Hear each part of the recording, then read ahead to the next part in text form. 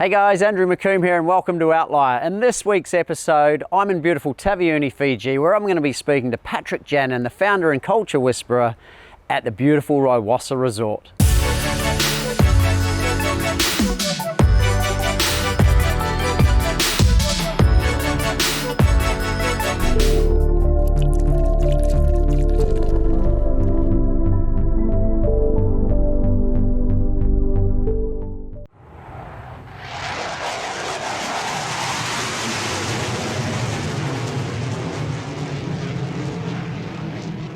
Okay guys, I'm excited. Let's go and meet Patrick. Patrick Janin, welcome to Outlier. Thank you for having me, it's great. Patrick, you've won the World Boutique Hotel Awards twice obviously for an incredible resort that you've got here at Raiwasa, but it hasn't always been like that, has it? No, it didn't start that way. I mean, neither did Raiwasa nor, kind of my experience. It's actually a culmination of it's actually an interesting story because it comes from experiences that I had throughout my life that basically culminated and brought me to where I am today. I was born in France from European parents. My father was an amazing entrepreneur, immigrated to the United States when he was very young and had all three of us boys, and we moved back to France and spent some time. And I always seemed to have a connection with the islands and with Fiji. I remember as a child, I had a big poster of the Fiji Islands in my room, and I always knew that I would spend time here. So it's amazing how sometimes you just think about something and it just happens. But really, to make a long story short, because I don't want to take too much time, I mean, I come from an entrepreneurial family, and I had several medical businesses. I had a great business partner and friend of mine, Christian Rodriguez, who was our engineer, and we built this amazing medical business in the orthopedic field, and we eventually sold it to Johnson & Johnson as a big closing event, and I stayed on with them for 2 years in the business, and after 2 years, unfortunately, my friend Christian passed away from secondhand cancer smoking. That was back in the day when people were smoking everywhere in restaurants and in bars and stuff like that. And I remember that event was just so traumatic to me. It just, I came home that night and I spoke to my wife, and I kind of have to admit that I was very much a workaholic, and I've been struggling with workaholism. I mean, working 18-hour days, we both did, building, new technologies, patented technologies that were really unique and had tremendous market share, over 80% market share in certain European countries. And so it was traumatic. I remember coming home and just thinking and speaking to my wife, Erica, and I said, look, I don't want to go out that way. I mean, that's just such a sad story, to work so hard and to provide for your family and do everything, and then all of a sudden, it's just slipped. Everything's so just so quickly, right? It's so finite. It is. And I remember I said, look, I'd always, my plan was to take a trip around the world. I tell my childhood friends, I was like, I always want to take a trip around the world. And so I said, look, Erica, we're pulling the kids out of school. I had two beautiful children, Oscar and Estelle. They were about 8 and 10 at the time. Perfect age to do something like that. They still think the parents are cool. And we decided we're going to take a year journey around the world. So we embarked on, on a journey, literally 1 year, nothing but travel. And, obviously we had a sale event, so we had the means to be able to go to some beautiful, beautiful locations and properties as well. And that was kind of the initial embarkation onto the journey of understanding the difference between, let's say, a tourist and a vacation and a traveler and an experience. Because when you're going on a vacation, a vacation is very finite. You're going to take some time off from work. Hopefully you're going to get in an environment which you're outside of your normal routines. You're going to hopefully select a nice hotel, choose a good restaurant, have a nice meal, maybe seek for some adventure. And it can be hit or miss. And that's usually those type of experiences have somewhat of a fleeting effect. I mean, after you come home, everything comes back. The difference between a traveler like we did, when we were, all we did, we were a family unit, nothing but love, no social media, no emails, no nothing, completely disconnected. you become a traveler. So you're basically, roaming around the earth. I would homeschool the kids every morning for, half a day, and Erica would prepare our trips going forward. What was the plan there? Was it just to travel, like make it up as you go? Did you have an intention or a vision for the year, or how did it work? Actually, it was an interesting thing. We were living in the south of France in the French Riviera at the time. We had run, these medical businesses with 50 employees, and it was really challenging to run businesses in France. It's not the best environment for entrepreneurs. I had spent half my life in Europe and half my life in America. I don't have the French accent that usually you would hear because I did my education in the United States. I went to graduate school in Washington and also to college. So I went to my French until high school, and then I moved over to Europe and been back and forth. Mm-hmm. So it was basically a completely different experience. Yeah, so were you 5-starring it? Were you backpacking? What was the So interestingly enough, of it? no, that's a good question, and we did a bit of both. And actually, that's kind of what spurred on some interesting things. Like, so we went to some amazing places. I mean, just beautiful resorts, the best in the world, really. And what we found is a lot of those places were like corporate and kind of manipulated in a way, because they're beautiful, great areas and stuff like that. But at the same time, it's really corporatized, it's structured. Did it feel like it had a soul? Soulless, maybe? No. I mean, everything, the people that you meet are friendly, but it's a turn-on friendly, it's not a genuine friendly. And then we also did some amazing experience, like we took a camper van and we went all around New Zealand, the South Island and North Island. We spent 2 months in New Zealand. And to answer your previous question, what was the purpose of the trip? Well, the purpose of the trip was we were living in the south of France and we wanted to find a new place to live. So that was part of the journey of figuring out what did we like about different parts of the world and where did we really want to bring up our kids into their adulthood.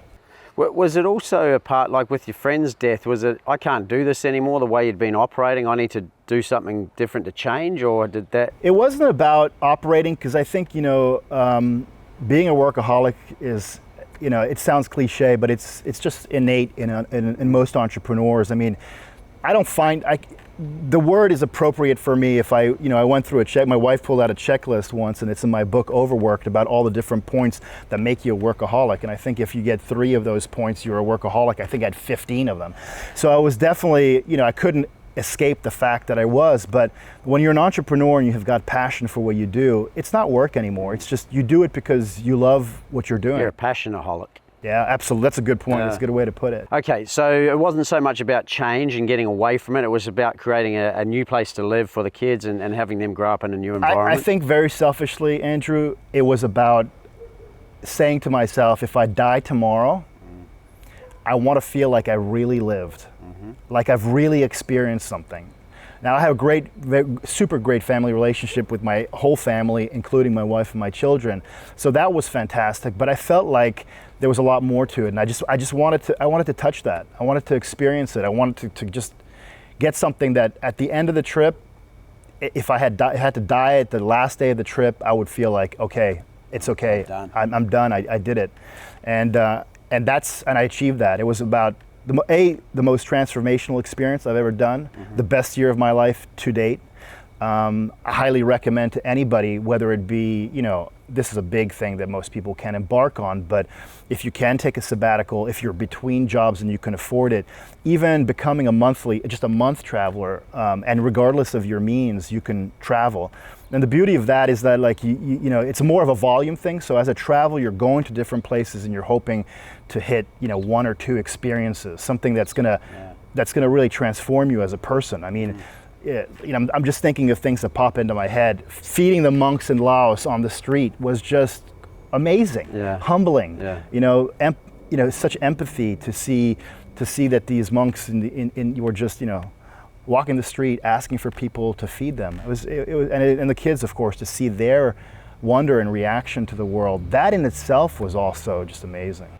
So just give us a little itinerary. So what happened? You left Nice, and where did it go? And tell us about the most impressive or wow moments that you did have. Oh God! Other than the Laos experience. Yeah, I mean, we basically decided we were going to hit pretty much 5 continents. We were not going to do South America. We felt that a lot of those places might be a little bit less safe for the kids. So we started in Nice, and we went through Europe, part of Europe, not all of it.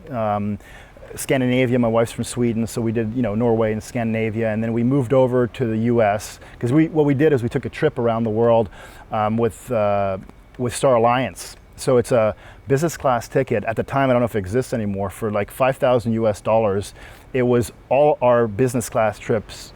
Wow. Everywhere. Every stop on each continent. I mean, you can go anywhere you want with that trip. You start in one pot. You can't go back, so you got to go west or east. And it was all business class. It was amazing. And of course, when you're traveling that much, if you can go, and sleep on the planes, it's a great plus. So we went to the U.S. We did a lot of great things on the East Coast. My wife and I and the kids had lived in Annapolis, Maryland, and in New York.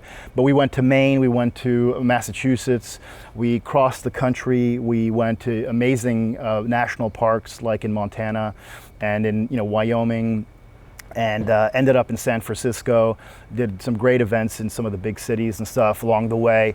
And that's really kind of what it embarked for Erica and I. We shot down to New Zealand. And we spent 1 month in the North Island. We spent 1 month in the South Island touring and doing, and we know that country really, really well. And so that was a motorhome trip. The North Island was a car trip and hotels and boutique hotels and stuff, and the Southern Island, which as you know is not as infrastructurally good, we went with the motorhome, which of course was the highlight of the kids. I mean, for us, I would do it again for the kids, but it's like camping, So it was fun. We had a great time. Homeschooled the kids and did all that stuff. Saw all the beauties of New Zealand.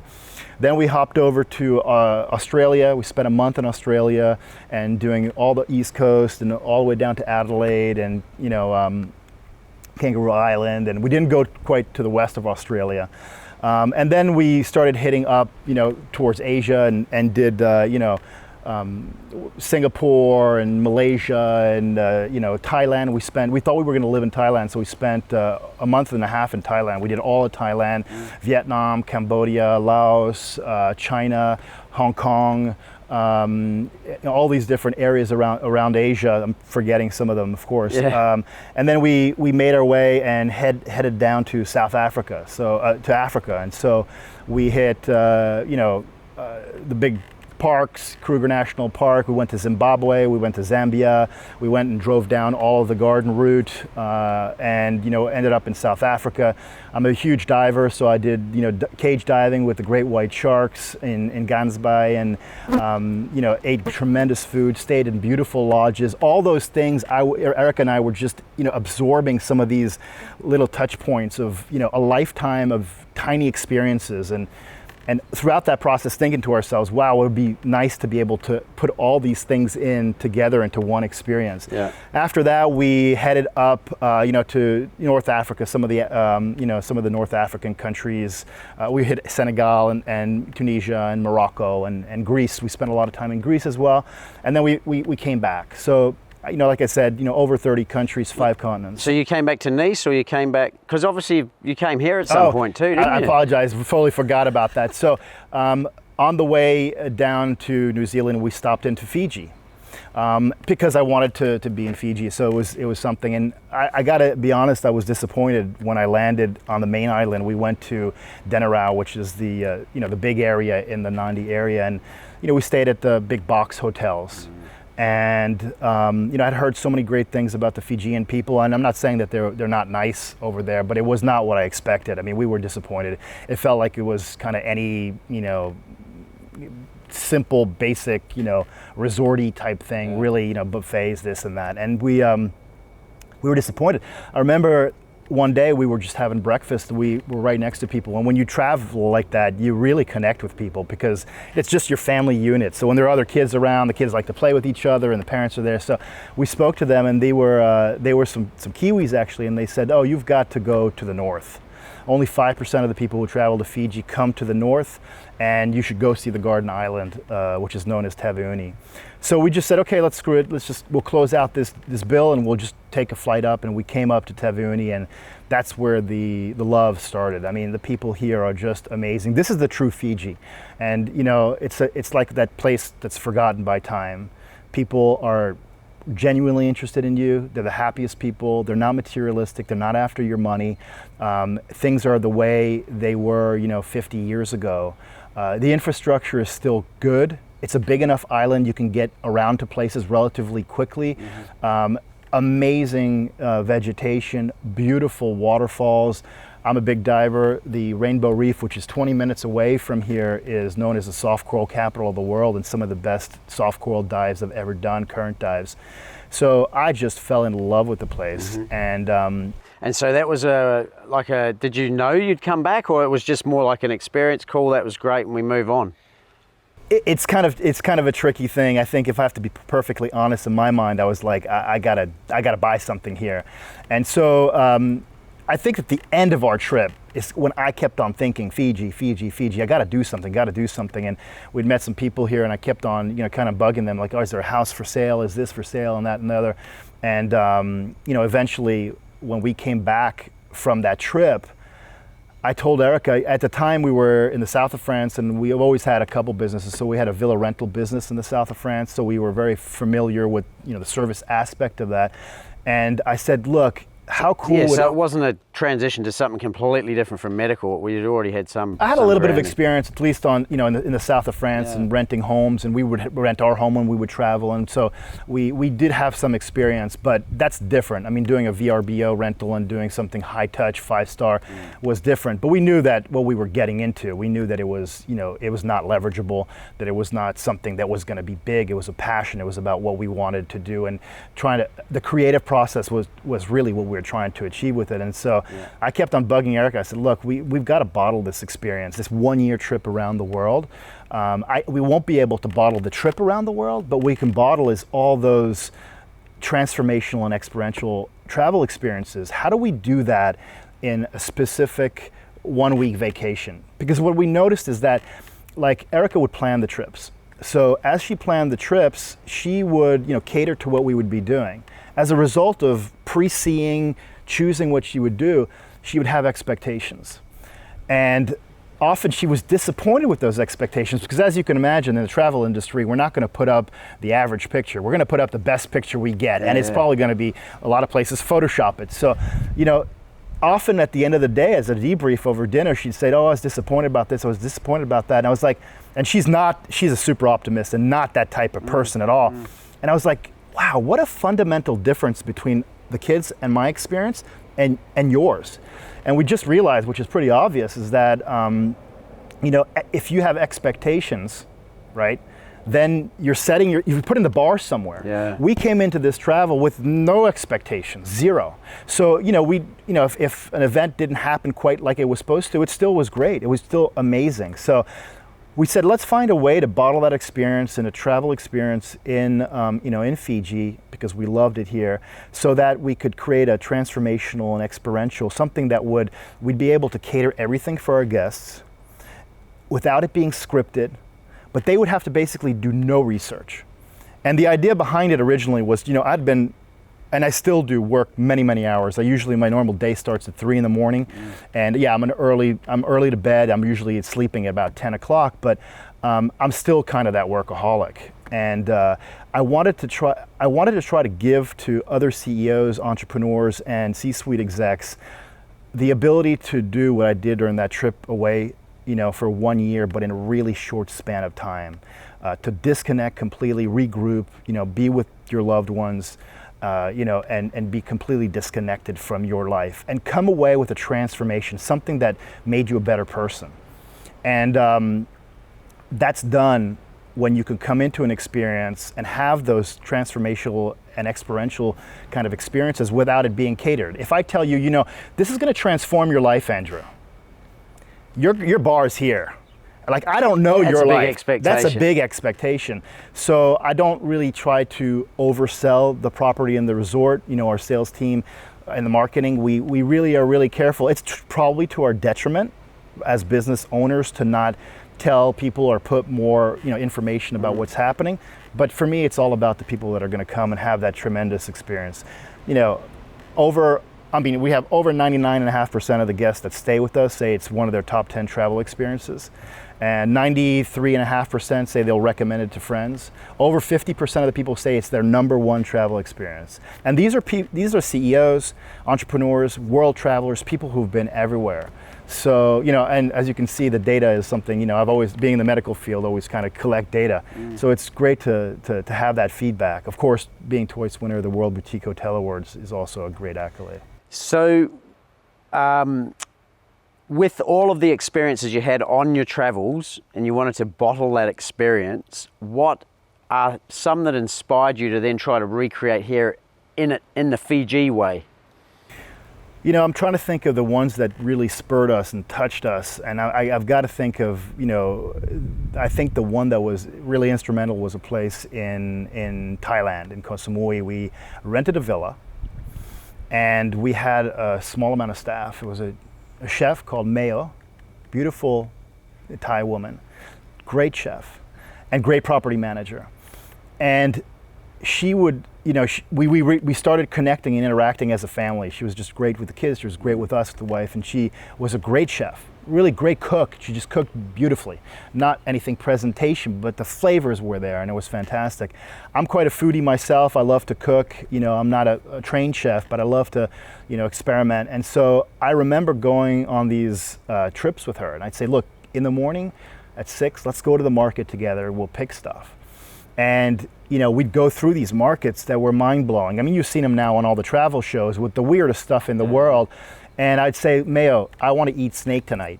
And she'd make snake. Sometimes I wouldn't tell the kids, and they'd be like, oh, this is like chicken, it tastes so good.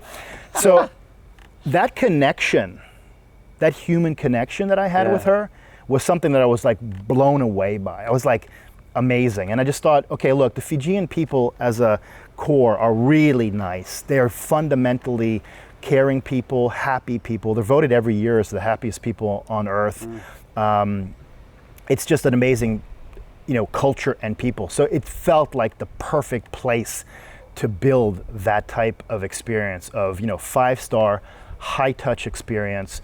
But in a way, think about it. I mean, anybody who's listened to this, who's ever dealt with this industry, you've got to come in here, do a 5-star, high-touch experience with people who have never eaten at a Michelin-starred restaurant, never stayed at a hotel, don't have a passport, have never traveled, never been outside the country, never been served, have never been to a restaurant with linen on it, and all that. So you're talking about your team, right? Yeah, this is my team at Raiwasa. Yeah. So that was that click that you were talking about that made me say, okay, that plus this is gonna work. So it sounded to me like, going back to Mayo and Thailand, so you were fully immersed. You weren't just another number in the crowd where you're experiencing it almost from the outside with them, shallowly saying hello and being friendly. It was, you were fully part of the whole process. You were friends. Yeah. I mean, you became friends. It's like someone who, the best tourism experiences, if your friend goes to live in another country and they become your tour guide, can't get better than that. Yeah. And this is what happened with us. It was unscripted. It was not corporate. It was not manipulated. It was just everything you would want out of the experience. And you were, diving deep into the culture, into the experience of her life. And she shared that with us. Yeah. That was transformational. So what I love about your story, not only the history of it and the inspiration and the drama that happened and it set you on a new journey, etc., is that where we are right now, we're in the middle of the Pacific Ocean, an hour and a half, an hour and 10 minutes from the capital, not the capital, the international airport. So you truly are an outlier in that regard, but you're also an outlier in the fact that you've won the World Boutique Hotel Awards twice with a team that, as you mentioned, have never experienced anything to do with 5-star luxury in their life. Right. How do you do that? Yeah, it's a good question and definitely a challenge for sure. I mean, the way I looked at it is I said, look, I'm going to give myself an impossible challenge. I'm going to build that experience we just talked about, that high touch with people who've never done it before. And in addition, because that's not hard enough, I'm going to do it 10,000 kilometers away from my home in Colorado. And anyone will tell you that's just not realistic. That's just not going to happen. You need to have the person who's got that experience to be here locally. And I have totally proven everybody wrong from that perspective. And the way I did that is I started to think about how that could happen. I knew that doing what I had started with the medical industry, which is to be really Cartesian and do standard operating procedures and KPIs and stuff that, this is foreign. They wouldn't know how to follow these instructions. I said, I got to build something that's alive. I got to build an organism. I've got to build a culture. We traveled around the world. We saw all these cultures, and really at the end, we started realizing, well, culture is basically a shared values and beliefs of people. And multiple levels. You have your own culture as an individual, your ethics and who you are as a person. You got your family's culture. You've got your, maybe your state culture, your country's culture, and the world culture. We're human beings. We all have relations regardless of where you're from. And so I said, okay, let's build an organism. Let's build something that's alive, that's going to be able to mutate, heal itself, create, monitor itself, do all these kind of things. And so what I went about to do is... Sounds like you're a biologist. Well, actually my dad worked in the microbiology field. I was in the medical field, but that's I thought to myself, it had to be organic. Yeah. It could not be digital. It could not be that structured. But obviously we're going to frame it with structure because there's training, there's important things. So what I went about doing is I sat a lot about it, I thought a lot about it, and I said, look, I've got to build a culture. I've got to build a culture that can be, pushed through with the proxies that I have. The people, Richie and Rosie, are my general manager, executive chef, and assistant manager. And they're beautiful people, and they just bought into the culture, totally. Had you met them on the original trip, or how did that come about? Well, when I bought the property, I came and lived in Fiji for 6 months to do everything here. I had the pool. My wife is an interior decorator. I was on Illustrator building all the decks and figuring out what we did, and we had friends that helped us with all the development and stuff like that. And then we met them because Richie has just started his chef career. He had just come out of school, and he was my chef here at the villa. And at the time, we had a homeschool teacher who was staying with us, and we were working on figuring out what we're going to do here. And he would cook for us every night, and we would basically critique his food. So we'd made like a little Excel, and we'd have flavor profiles, how detailed the presentation was, all these things, and everybody at the table would judge. And Richie just loved it. He just. For him, it was not, and I saw that spark that you look for people as an entrepreneur. You're looking for people who are humble, who are willing to accept criticism and don't see it as criticism. They're smart enough to understand that this is not about hurting their ego or being superior to them. It's about improving them. And he just went hook, line and sinker on that. Anyway, then we left back.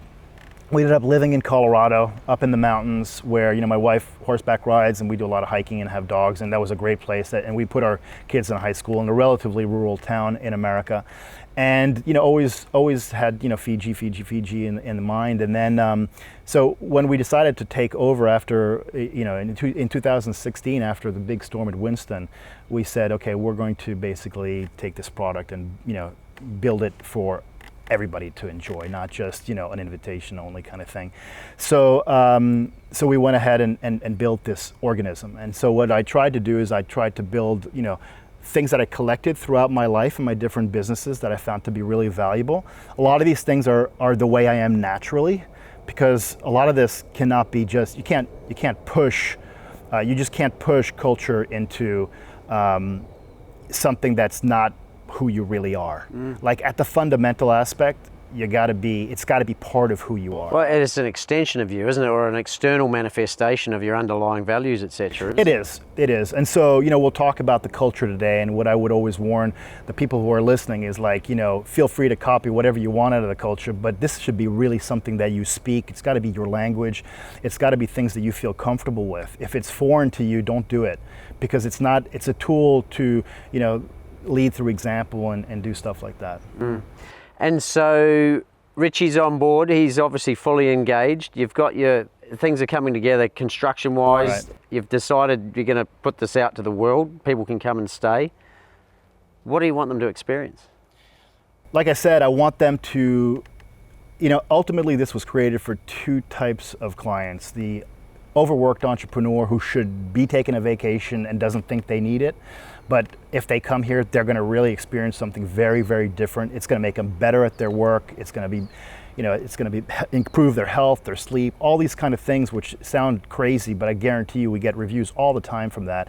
That's really, really critical. And of course, honeymooners, because it's such an idyllic location that it's great. So those two target markets are ideal for Raiwasa. And it's interesting because we could talk about all the features, the diving, the paddle boarding down there, the fishing, the beautiful ocean, the infinity pool, the cocktails, everything that goes like a lot of resorts in Fiji. Right. But that's not what this is about, is it? No, it's about the human connection. It's about the proximity of the shared emotions that you get as an individual. So and there's a study, I don't remember who wrote it, but they say that humans start tracking people at about 20, 30 feet away. So our brain is always kind of tracking for safety. And so at 20, 30 feet away, we start, it's kind of the public space. Past that, we know they're there, but we're not really present. Within 6 to 10 feet, we start tracking people, and that's primarily our primitive mind that says, is this a safe person or is this a danger for us? And we don't think about it. It's our primitive brain. And then the really powerful shared emotion is when you can see people's eye colors, and that's the cocktail party distance, that 3, 4, 5 feet. And that's the power that is really, I feel, untapped in business for many people. It's just, it's that connection. So everything that we do here is really within that zone. So, whether we are traveling an activity and the driver's in the car and the tour guide's within that 3 feet, whether it's out on the boat and, it's not a huge boat, so we're close to people, whether we're servicing them, whether we're massaging them, whether we're interacting with them, organizing what they're going to have for dinner, that shared emotion gets transferred from the Fijian people, who are just the happiest people. I mean, just take a look at the smiles. We have amazing staff, and every time they smile, I just feel like so happy because it's contagious.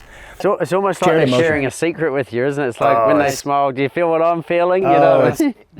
It's the shared emotion. I mean, what it is that people first come here, they bring the baggage, and it all sheds away because they're such nice people, and they smile at you and they make you, and they're looking at doing things for you and helping you and improving your life and preempting and being proactive, and that just, you're like, wow. But they're doing it in a genuine way, and effortless. They're not even trying, are they? They're not trying. I don't train for Fiji's beautiful smiles and stuff like that. I mean, we picked the right people, but they're just amazing.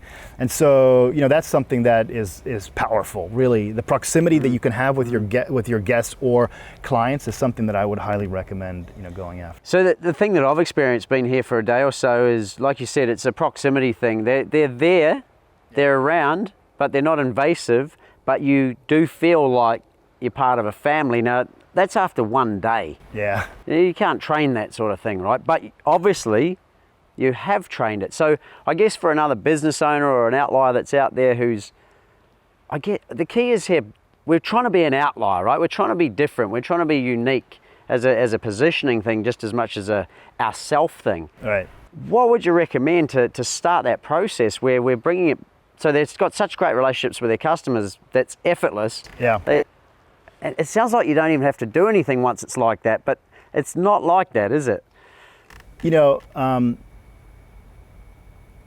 best way to describe that, I think, is that this is part of the culture as well. Is that you've got to position yourself as an infinite game. This is not a finite game we're playing. It's not chess with you as our guest is going to lose, and we're an exchanging value. There's a transaction between you giving us some money to come here and enjoy yourself, and us giving you, value equal or superior to it. So the infinite game, think marriage, think about your relationship with your wife. You're not about who's going to win or lose. You want both to win in the party. And so the first thing you need to do is to try to think about when you're building, I think any company really, but I mean, what we did here at Raiwasa is to build that infinite game. And the first way to do that is to build safety. Think about your own family. I mean, if you start beating your kids or you start, being abusive verbally to your wife or whatever, no one's feeling safe. And that first behavior that you've got to do is about safety.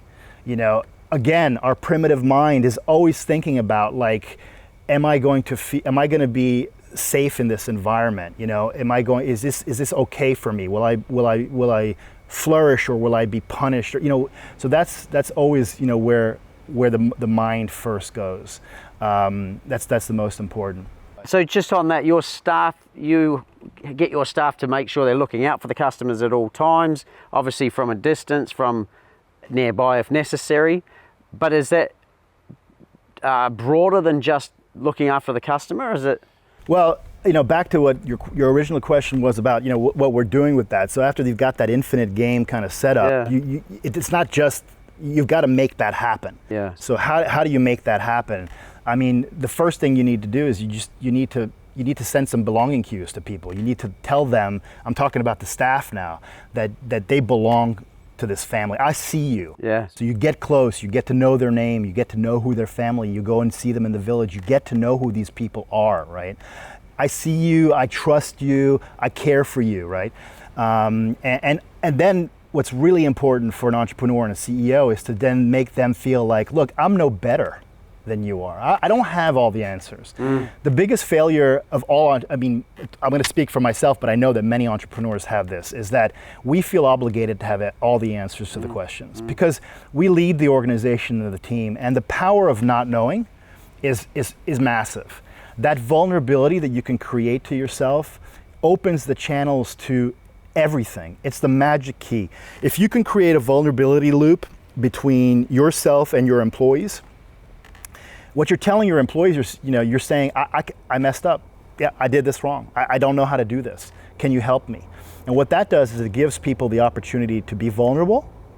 And in that vulnerability, the power starts coming out, because now we can fail together as a team, and we feel safe together as a team. Because inevitably, in most corporate ladders, you're not going to tell your boss you failed, because you know your review's coming up at the end of the year, and if you do that, but you know, I always tell Richie, I told Richie this from the beginning, and this was something that took a while for him to comprehend. I said, if you make yourself indispensable, if you make yourself replaceable as an employee to me, you become irreplaceable. So let that sink in. If you make yourself replaceable, you become irreplaceable to me. Because to me, if he can replace himself, think about the value for me to have someone like Richie. I've already started 2 other businesses with Richie as a result within Raiwasa. So it's because he's got the intelligence and the foresight to be able to say, look, this is what's best for the customer. This is what's best for thing. And you know what? I don't have to hold all these in control. Okay, I could share that wealth with everybody, and I share my wealth with Richie and the team. You know, he's my mentee, and I mentor him. I've been spending 1 hour every single day since we started this property together on Skype, training him, not operationally, strategically, financially, marketing, all those aspects. Mindset related. Yeah, I mean, that's the only way to do it. I mean, it's not like a 1-week training program, which is going to be over their heads. It's a slow drip every single day. And of course, spending time here with the team and doing team building exercises is definitely a way to do that. So building safety is really, really important. Last thing on that is you got to actually do something about it. You got to reinforce it. I mean, you actually have to go out there and show to them that you care. What does that mean for us? We have great health employee programs. You know, a lot of the boys didn't have teeth because of the fighting, because of the rugby. You know, if you've been an employee and a good employee, you know, we'll pay for all the teeth to be replaced. We do a lot with the Tevany Hospital, the Loma Foundation. We did give some donations just here in May. They bring OBGYNs from Europe for the ladies. We don't have any OBGYNs on the island, so all our girls get checked. We have a rugby team, so we give back to the island, the whole island, and Fiji in a way. Our boys just came back yesterday from having won the Coral Coast Bowl. And these are farmers. They work in our farm, so we support them. We give them work, and they work for us, and they give back, and it gives back to the community. So you can't just talk. You got to act, and you got to do it from the heart. It's got to be genuine. If any of this is contrived, it just seems so fake, right? Yeah. What I really love about this story is, from a young boy with a poster of Fiji Islands on his wall. Obviously, you couldn't foresee what was going to happen to now, but it's incredible when you look back at the journey to where you are. But not only the fact that you have Raiwasa and your journey to it, you then also impact all the staff and the team, but now you're making a difference in the community. But also part of that, and the clients' lives too. well, and the client, I have, that's the I'm not saying secondary, but it's like it's an outcome. they're the byproduct of the amazing stuff you've got going on. They are the byproduct, and that's really the front-facing aspect that people see, the reviews. We have 5-star reviews on TripAdvisor, read our reviews on our website. People write pages. I'm trying to get people to write shorter reviews because not everybody wants to read a 3-page review, but it just flows out. We have a huge amount of guests who cry when they leave the island. They want to come back, and everybody who stays says, we wish we had stayed longer. Because they think to themselves, a 5-night stay is going to be more than enough. But there's so much to do on this island, and just doing nothing is also amazing. So, well, again, it comes back to the vision of what you wanted to instill in the experience. What would be the one word you'd say they leave with, or the thing that's occurred to them by being here? I'm going to be partial on this one because what I want them to leave with is, and we do this from a KPI perspective, is we want to have as many wows as we can. So. Obviously the first wow that we get is that, the images don't do justice. I mean, we have a 180-degree view over the Somo Strait, and when you're here, you really feel it, and it's just relaxing and mesmerizing. We cater our experiences to wowing the customer, and what I want my clients to leave is with, wow, that was an experience that I wanted. And actually a lot of people say, look, you've kind of ruined our vacations. We'll always be comparing our future vacations experiences to Raiwasa, because what you've done is the future of travel. I mean, if people could travel this way in every single culture, it'd be amazing. Yeah. I guess the one thing for me that I've experienced so far, it's like, I guess the analogy I can use is the stress level before being here to literally, I can remember the first hour. It's like a radio dial is just being turned down. Yeah. And it's not, I can't explain it, but it's like a wall of tranquility hits. Yeah. And then I'm at peace all of a sudden. Everything is that. We're bordered by luxurious jungle on both sides. We have some of the most amazing gardens on the island of Taveuni. I think it's the best property, of course. I'm partial, but we really have amazing gardens, and we really cater our gardens to the people who stay here. And as you said, Raiwasa is it's a dedicated property only for you and your family and your guests. So the privacy is really important, but it's all yours. And then, of course, the proximity to the ocean, the right distance from the ocean, so the lapping ocean sounds, and the ability to see and still have some structured islands over there, the palm trees that are there. It's just, you're right, it melts away, and people are often sitting here in one of our either 8 dining locations or multiple areas, the hammock, you were enjoying the hammock yesterday, or the outdoor couch or the swing chair. People just sit there and just go, I just want to, this is heaven. So when you think back to your friend, the turning point for you with the friend passing, and you now look back at that retrospectively, do you think there was and I don't say this in any disrespect to him and that he had to go through what he went through, but do you think that was a blessing in disguise for where you are now and what you've created? Any type of trauma that you have in your life is always going to be a pivotal point in your life. And Chris John, I could tear up about it. He's was a great friend, and I loved him dearly. And he built so much, for Raiwasa. I mean, for myself. And when I say Raiwasa, it's part of myself. That's why I use it interchangeably. And absolutely, I mean, he allowed me. His passing allowed me to take that step, to take the next step of my life.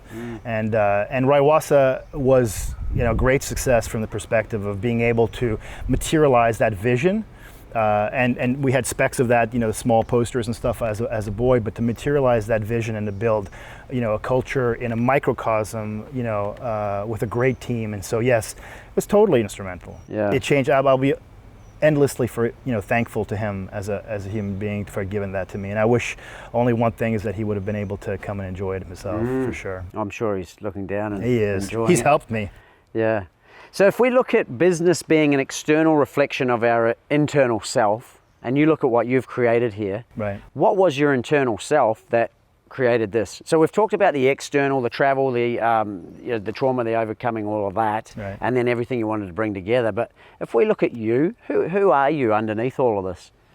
I think you got to ask other people about that. I mean, I don't want to really tell you who I am, or I mean, it's not that I don't want to, but I'm not a really egotistical person. Yeah. Well, I'm just thinking more of a reflective. Do you introspect regularly and look at what you're passionate about, what makes you tick, all of those things, or? I love to build. This came from my father, who was an entrepreneur himself, and I grew up. I grew up with kind of the mentality of work hard, and so I did that for many, many years and was very successful at it. But as we're getting older, and now giving back has been really, really important to me, and being able to work smarter rather than harder and build systems that can live alone has been hugely important to me. And so, this is like the thing that people say all the time. You'll see some movies or people say, well, I wrote that song in 10 minutes. And I say, no, you didn't write that song in 10 minutes. It took your lifetime to write that song. You just happened to write it. It came out. That culmination of this lifelong experience, just the fruition was that song was written. But you've been writing this song. So I've been writing Raiwasa since I can remember. Yeah. I can remember. I mean, that's who I am inside. And all the values that are here, all the people that are here, all the ways of thinking and everything, it's just who I am. So it's a tremendous pride and pleasure to have people come, have a great time, experience it, and for me it's such a blessing in disguise. I live on that. I mean, that's my new drug, just to get people to write in reviews or send us reviews, video reviews or stuff like that, saying this has been the best travel experience of their lives. And we don't go looking for them, but they just feel obligated to share that. So that's just been a tremendous success for me. So what do you think you value the most? What do I value the most? Human connection. I mean, at the end of the day, one of the things that I failed a lot at after I sold my first business, because my goal was to give back, try to get entrepreneurs to work, and I made a lot of mistakes during that process. I would find a business that I thought would be great, but I didn't want to work in it, and I found someone who had the skills or wanted the skills to do it, but didn't have the money. And I assumed that they would have that same passion, that same vision, and not everyone thinks like an owner. Not everyone's willing to sacrifice what you need to sacrifice as an entrepreneur. Often people think, oh, entrepreneurs or CEOs and stuff like that. Oh, that seems easy. Why do they? I mean, look. Everybody who is doing this job, who's actually made money or been successful, has created value for people. There's no businesses that I know of, except perhaps the drug deal, and then even in the drug industry, that if you don't create value for your customers, they're not going to come. They're not going to come back. So it's all about value creation, and that's what I would tell your viewers. I mean, just focus on the value that you create for your customer. If you're endlessly thinking about, am I providing more value to my customer than I'm taking? That's what you got to do. Just hammer the value. Don't worry about the price of your product. Don't worry about that. Just how much value can you give the customer? Is it fair? Is it a fair value? You know what I mean? Obviously, we need to pay ourselves. It's got to run, and we got to keep the place impeccable. And this is a passion project, so it's not about taking inordinate amounts of cash. This is not a cash business. I give a lot of it back anyway, or we start building other businesses. So, yeah, it's really about that. Well, it's a really interesting point you make there. So are you like, there's the balance between, as a business, because obviously business is about providing value, but also about making money and being profitable. Yeah. Do you focus elsewhere on making money, and this is about the value, or are they, obviously being who you are, and human connection's the highest value, it's going to run through all the businesses, but I mean, that's exactly right. You need to be there for your staff. So we have built other businesses at Raiwasa to cater to a lower price points, because we want to share this experience for people who can't afford to come at the highest level. And also I said, look, let's also have a farm. We have 2 farms in Taveuni in the highlands. Part of them are to produce gourmet food, organic food for our property. We have cows and goats and animals as well. That's for the high quality produce and proteins that we produce, but also to be able to weather the storm. when the storm comes. And that's about caring for the employees. You know, most resorts will close down at the bad season, or if there's weeks, I keep my staff on. I pay them throughout, and as a result, they give it back to me. They provide me with the love and the, you know, taking care of it. So I try to give back and prepare those other businesses to be able to weather the storm, which is invariably coming. And I guess for the outliers that are out there, the entrepreneurs who are starting out and they don't have the money, but by giving, so to me, giving is receiving, right? It is the receiving. But in a context of a young entrepreneur, is the key to just keep giving, even if it's out of balance initially, like it's going to come back? Or what's your thoughts on that? Will it come back if you give? Well, whether you believe in God or the law of the universe, you know, the law of attraction, I don't know. My experience has always been that it comes back. It's a question of time. I just want to hit the first thing that you started with at the beginning, and you said, you know, for the ones who don't have the money. What I would say to your outliers that are watching this, that are the young entrepreneurs that are getting into it, don't let that be a hindrance. Money is out there. There is money everywhere. What you need is to show someone who has money that their investment in you is the right one. So you got to get everything to that point and pitch it. Don't ever use the lack of money as a reason for not following your dream. That's a total mistake that people make, and it's easy to make. I made it myself. You know, when you're starting out, you're just like, oh, I can never do that. I can never do this. But it doesn't mean there's not other people who do it. Look, every day I'm a talent scout. That's what I do. Now I'm looking for people that have value, that can bring value to me, whether it be from a connection or from a business partner. I've got other businesses in other part of the world where I have amazing CEOs that have the same mindset, that we've built a culture with, that I don't need to manage and I don't need to do anything. That's powerful. And it doesn't go unnoticed, does it, if you are providing value on a regular basis?